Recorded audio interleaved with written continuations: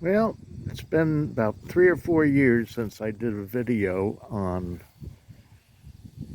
three-wheeler electric bike, and that was the Schwinn with 26-inch wheels. But it was the most popular video I've done, and I guess a lot of people have interest in the three-wheel bikes. And with the addition of the electric motor, it makes them a lot more efficient and I think practical. So this is the latest one, and I've had it about 6 months, so I wanted to make sure it was up to standard before I did a video.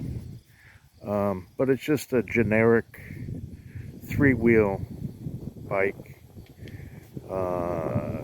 but it's 20-inch tires and 4 inches wide.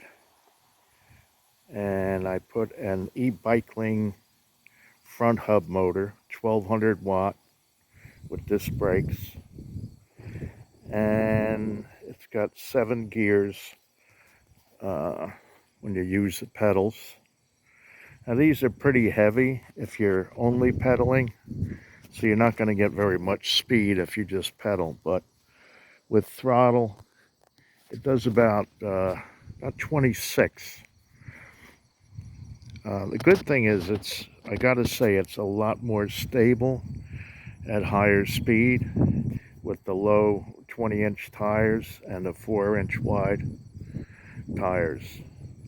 I can take turns almost as fast as a two-wheel bike, and it doesn't feel like it's going to tip.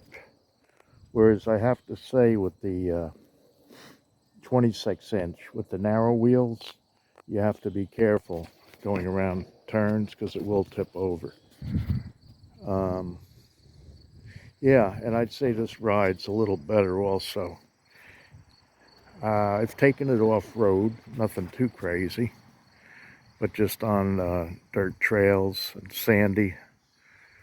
some sandy roads, and it does okay. Especially if you pedal to help the motor, because essentially then it's all-wheel drive, and it makes a big difference. Yeah, it's been pretty good. I just put this windshield on only because the weather's getting colder, and I don't like getting hit in the chest with cold air early in the morning, so I'll probably take it off when the weather warms up, but it helps. I had to make fenders. The only ones I saw aftermarket were really expensive, and I didn't even know if they'd mount on here. So I made these out of Chiroplast. It's the plastic material they use for election signs, you see, and it's completely waterproof. They're flexible, and so far they've worked out real good. I just heated them with a heat gun to get the curve, and then painted them. But they keep mud and dirt from flying all over. Work out well. And I just put them on with zip ties. So then on the back, I mounted an oak board, an inch thick. I think it's 8-inch wide, and I bolted it through the aluminum basket on the back of the bike, and I put a ball hitch on it. I have a small camper that I built, you'll see in the other videos, and I tow it with this. And I also put a ball hitch on the two-wheel aerial Kepler that I can tow the camper with.